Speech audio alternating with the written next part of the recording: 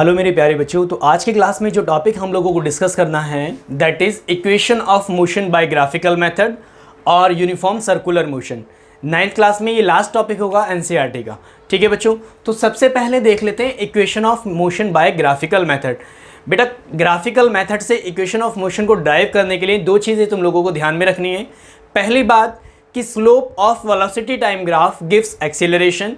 दूसरी बात कि area under VT graph gives the distance covered by the object. यानी वेलोसिटी टाइम ग्राफ में जो स्लोप्स होता है वो एक्सीलरेशन देता है और एरिया जो होता है वो डिस्टेंस देता है। ये बात हम लास्ट क्लास में भी मैंने तुम्हें बताई थी।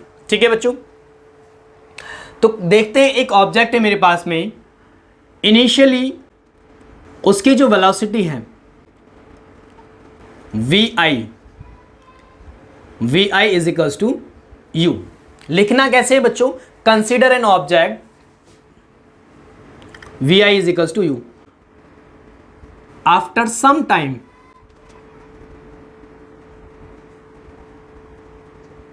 इसकी जो फाइनल वेलोसिटी है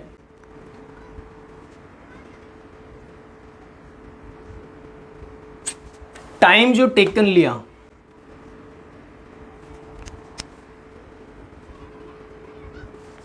तो मेरे बच्चों यहां पर एक ऑब्जेक्ट है मेरे पास में जिसकी इनिशियल वेलोसिटी u है and due to acceleration a उसकी फाइनल वेलोसिटी कितनी हो जाती है? v हो जाती है आफ्टर टाइम t। यानी इनिशियल टाइम की वैल्यू 0 है और t टाइम बाद उसकी वेलोसिटी v हो गई। How much distance it covers? इसने s डिस्टेंस कवर कर ली। ठीक है मेरे बच्चों, तो ये बात लिखनी है तुम्हें अपने डेरिवेशन करने से पहले। एग्जाम में जब अपनी शीट पे लिखोगे तो लिखना है consider an object moving with initial velocity u at time t is equals to 0। After time t its velocity becomes v by covering a distance s due to the acceleration a। ठीक है मेरे बच्चों, ये बात तुम्हें अपनी notebook में लिखनी है। उसके बाद में consider the graph, consider velocity time graph, velocity time graph. अगर बच्चों वेलोसिटी टाइम ग्राफ हम इसका बनाएं तो वेलोसिटी टाइम ग्राफ कैसा बनेगा? हम लोग सीख चुके हैं कि यूनिफॉर्मली एक्सीलरेटेड बॉडी का जो वेलोसिटी टाइम ग्राफ होता है वो स्ट्रेट लाइन बनता है, इंक्रीजिंग वेलोसिटी वाला। This is our velocity axis and this is our time axis. ये बच्चों टाइम एक्सिस है, ये s सेकेंड, v वेलोसिटी, और वेलोसिटी का जो यूनिट है मीटर पर सेकंड, इससे इंक्रीज हो रहा है। ठीक है मेरे बच्चों, इनिशियल टाइम पर यानी जब टाइम 0 था उस टाइम पे वेलोसिटी की वैल्यू u थी, ये रही यहां टाइम 0 वेलोसिटी u। उसके बाद वेलोसिटी v हो गई यहां कितने टाइम बाद? t टाइम बाद। तो यहां पे कुछ ऐसा अगर हम नोट करना चाहिए कोऑर्डिनेट को तो कोऑर्डिनेट कुछ ऐसा बनेगा। ये वाला जो कोऑर्डिनेट होगा वो t, v होगा। मैं नहीं दिखा रहा हूं इसे, मैं सिर्फ तुम्हें समझाने के लिए लिखा है। दूसरी बात बच्चों,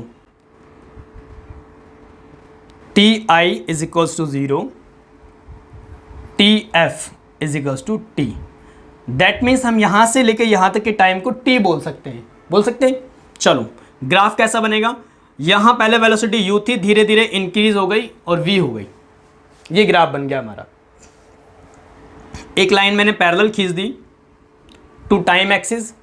इस पॉइंट को O, A, B, C, D, ये पॉइंट्स मैंने इस तरीके से डिनोट कर दिए। अब बच्चों स्लोप की बात करें तो स्लोप जो है वो क्या है? ये एंगल जो है थीटा, इस थीटा से ही हमें पता चल रहा है कि वेलोसिटी किस रेट से इंक्रीज या डिक्रीज हो रही है। अगर ग्राफ इसकी तरफ झुका हुआ होगा, ऐसे होगा, दैट मीन्स ग्राफ ऐसे होगा तो इसका मतलब वेलोसिटी ज़्यादा है, टाइम कम है। अगर ग्राफ टाइम की तरफ झुका हुआ है इसका मतलब टाइम ज़्यादा इलैप्स हो रहा है, वेलोसिटी कम रेट से इंक्रीज हो रही है। तो चलो पहली इक्वेशन की बात करते हैं बच्चों। फर्स्ट इक्वेशन जो है हमारे पास में acceleration is equals to, first equation जो ड्राइव करनी है v is equals to u plus 80, ये इक्वेशन हमें ड्राइव करनी है। ठीक है, देखते हैं कैसे ड्राइव करेंगे बच्चों। As we know acceleration is equals to slope of VT graph. Acceleration is equals to slope of VT graph. इसका मतलब स्लोप निकालने का तरीका क्या बताया था मैंने, y2 minus y1 over x2 minus x1। ठीक है, यहां के कोऑर्डिनेट को अगर हम चेक करें तो ये कोऑर्डिनेट क्या आएगा बच्चों, t, v। ये वाला कोऑर्डिनेट क्या आएगा, 0, u। तो जरा y2 माइनस y1 तो क्या आ जाएगा, v माइनस u। क्यों, क्योंकि y2 की वैल्यू क्या है, v। भाई ये x और ये y, इसी तरीके से ये x और ये y। भाई टाइम एक्सिस वाला क्या है, x एक्सिस है ना, इस वजह से ऐसे लिख दिया मैंने। तो डायरेक्टली क्या हो जाएगा ये, v minus U upon x2 minus x1। भाई x कौन सा है, t, माइनस x1 की वैल्यू यहां क्या है, 0। तो a इज इक्वल्स टू आया हमारे पास में v minus U upon T. Cross multiply कर दें तो क्या आ जाएगा हमारे पास में, at is equals to v minus U. Therefore v is equals to u plus at। This is first equation of motion. Second equation derive करते हैं बच्चों। सेकेंड इक्वेशन ड्राइव करने के लिए यही ग्राफ कंसीडर करना है। सेकेंड इक्वेशन, मैं तीनों इक्वेशन यहां एक बार लिख देता हूं तुम लोगों के लिए। कौन सी इक्वेशन हम लोग निकाल रहे हैं, v is equals to U plus A T, derive कर चुके हैं हम। s is equals to U T plus half A T square. v square is equals to U square plus 2as। ये इक्वेशंस हम लोगों को ड्राइव करनी है।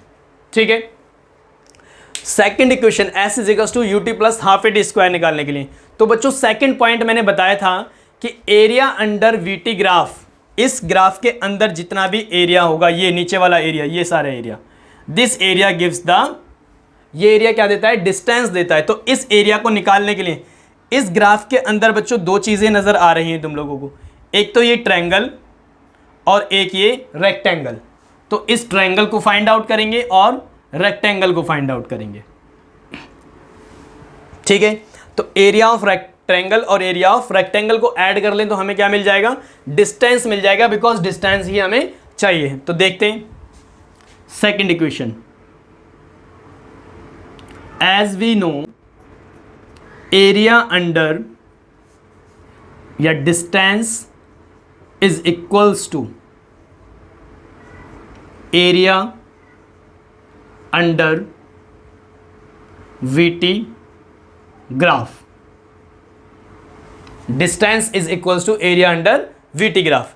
तो क्या होगा बच्चों, S is equals to area of, किस किस का एरिया, एरिया ऑफ ट्रायंगल।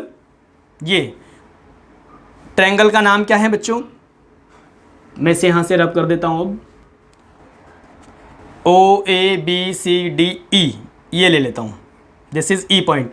तो EBC एरिया ऑफ ट्रायंगल,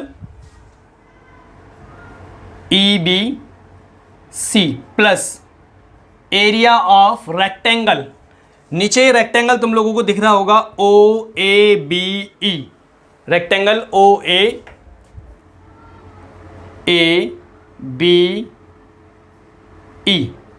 इसका एरिया। बच्चों ट्रायंगल का एरिया होता है हाफ बेस इंटू हाइट। तो बेस क्या हो जाएगा इस ट्रायंगल के अंदर, EB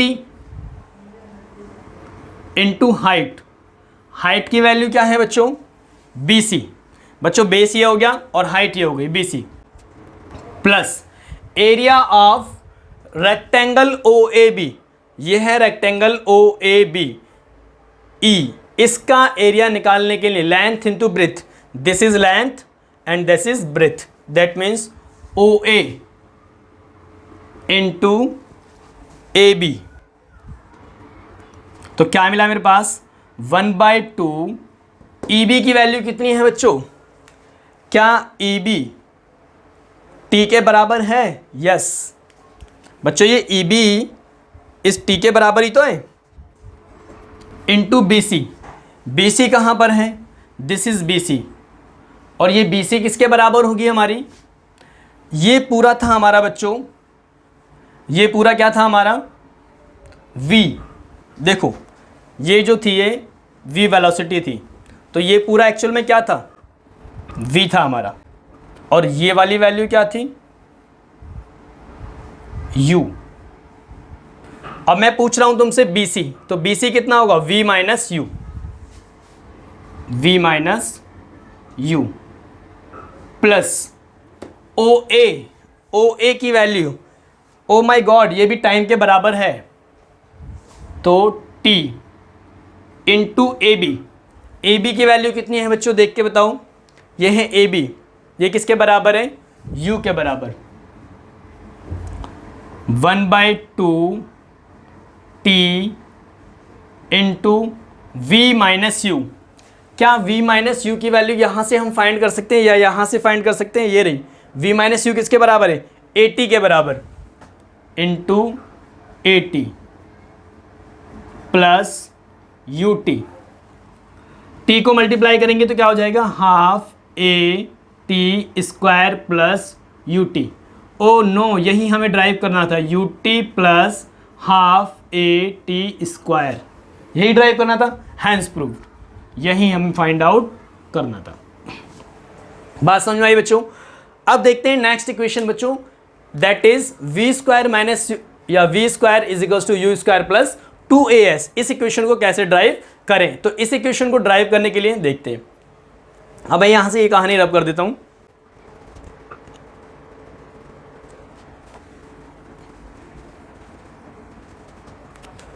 क्या इस एरिया को बच्चों, इसमें भी डिस्टेंस आ रही है, तो कहीं ना कहीं हम डिस्टेंस निकाल के इसे भी सॉल्व कर सकते हैं। तो डिस्टेंस का हमने फॉर्मूला सीखा है, डिस्टेंस किसके बराबर होता है? Area under VT graph. तो मैं वही कंसेप्ट यहां पे भी यूज कर रहा हूं। As we know distance is equals to area under VT graph. इसका मतलब इसके अंडर जो एरिया है, जो हमने पहले निकाला था ट्रायंगल और रेक्टेंगल फॉर्म करके, क्या इसे दूसरे तरीके से भी निकाल सकते हैं? यस, यहां पे इसे दूसरे तरीके से ऐसे निकाला जा सकता है बच्चों। जो मैं फिगर को अंडरलाइन कर रहा हूं, जरा देखो ये कौन सा फिगर बन गया? ये बन गया बच्चों एक ट्रेपेजियम। तो एरिया ऑफ ट्रेपेजियम अब हम फाइंड आउट करेंगे। एरिया ट्रेपेजियम क्या नाम है? OACE। OACE। और एरिया ऑफ ट्रेपेजियम का फॉर्मूला होता है 1/2 sum of parallel sides into perpendicular distance between them. ये फॉर्मूला होता है बच्चों कैलकुलेट करने का। तो देखते हैं इसे कैसे कैलकुलेट करेंगे। 1/2 सम ऑफ पैरेलल साइड। बच्चों इस ट्रेपेजियम के अंदर जो पैरेलल साइड है, एक ये है OE और एक ये है AC। तो OE plus AC into perpendicular distance between them या फिर डिस्टेंस बिटवीन देम, इन दोनों के बीच की जो डिस्टेंस है दैट इज EB बोल दो या OA बोल दो, बात एक ही है। AO वैल्यूज पुट कर देते हैं बच्चों की। 1/2 OE की वैल्यू क्या है? OE देखो U के बराबर है, प्लस AC किसके बराबर है बच्चों? V के बराबर, इंटू AO किसके बराबर है? T के बराबर। AO की वैल्यू T। अब मैं इसे रब करता हूं, फिर सॉल्व कर लेते हैं, ठीक है। 1/2 V plus U।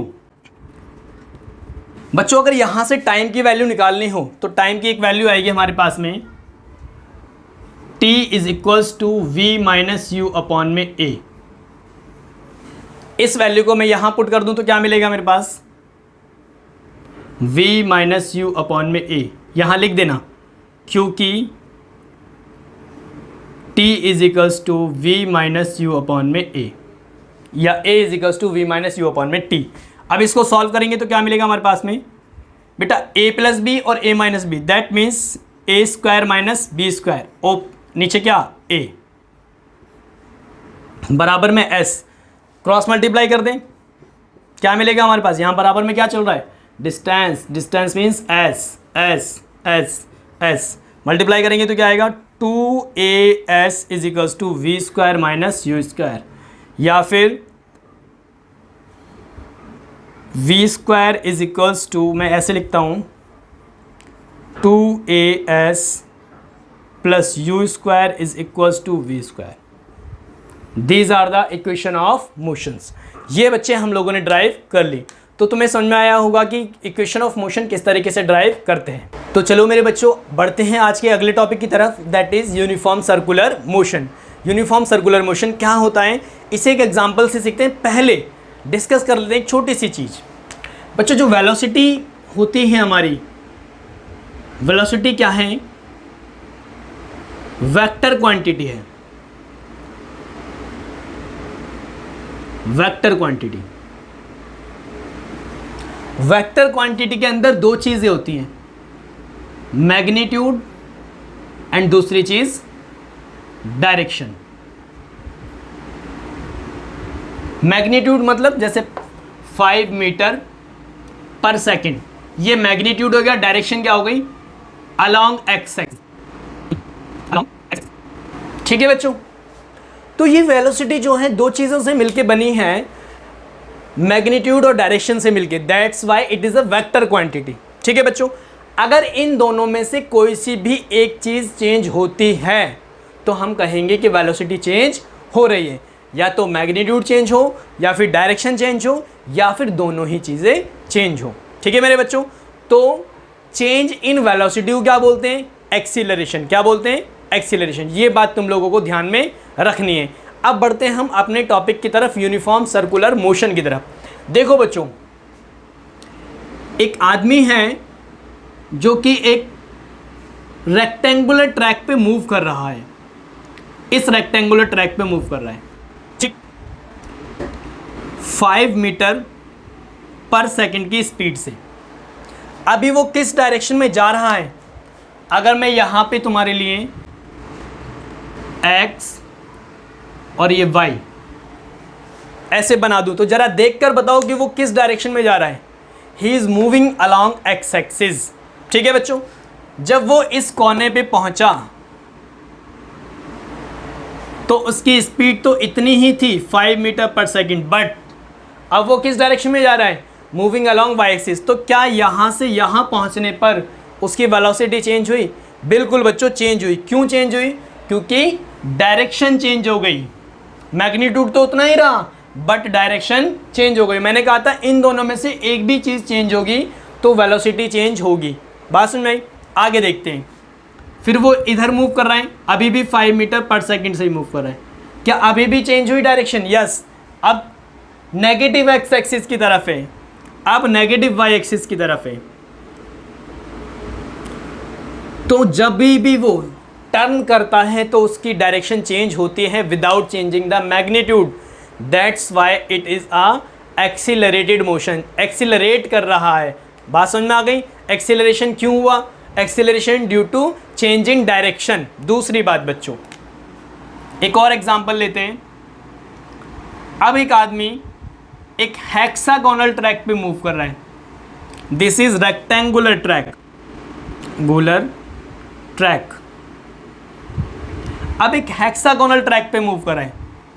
This 5 metre पर सेकेंड, 5 मीटर पर सेकेंड, 5 मीटर पर सेकेंड। ऐसे ही यहाँ पे और यहाँ पे भी, यहाँ पे भी वेलोसिटी की या स्पीड की वैल्यू वही, सॉरी स्पीड की वैल्यू वही, वेलोसिटी नहीं स्पीड की वैल्यू। अच्छा बच्चों, हर इंस्टेंट ऑफ टाइम पे देखूँ मैं यहाँ at every 6th corner, her 6th corner पे या फिर एट एवरी कॉर्नर उसकी जो डायरेक्शन ऑफ मोशन है वो चेंज हो रहा है या डायरेक्शन ऑफ वेलोसिटी है वो चेंज हो रही है, तो इसका मतलब दिस इज ऑल्सो एक्सीलरेशन। ठीक है, अच्छा हेक्सागोनल ट्रैक, यहां जो एक्सीलरेशन हुआ है बच्चों वो इन पॉइंट्स पर हुआ है, मैग्नीट्यूड तो सेम रहा बट डायरेक्शन चेंज होने की वजह से इन पॉइंट्स पर एक्सीलरेशन हुआ है।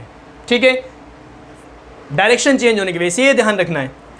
अगर बच्चों ये ट्रैक ऐसे ना होकर सर्कुलर हो जाए, ऐसा ट्रैक हो जाए सर्कुलर, तो क्या तुम कह सकते हो हर इंस्टेंट ऑफ टाइम पर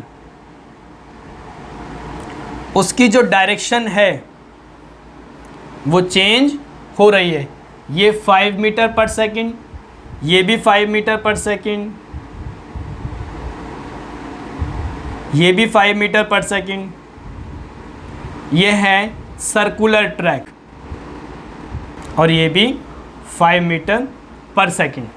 तो हम बच्चों ये कह सकते हैं कि सर्कुलर ट्रैक पे हर इंस्टेंट ऑफ टाइम पर उसे क्या करना पड़ता है, अपने आप को मोड़ना पड़ता है सर्कुलर ट्रैक की तरफ। तो this is a uniform circular या यूनिफॉर्म सर्कुलर मोशन, जिसके अंदर एक एक्सीलरेशन होता है और उस एक्सीलरेशन का नाम क्या होता है बच्चों, सेंट्रीपिटल एक्सीलरेशन।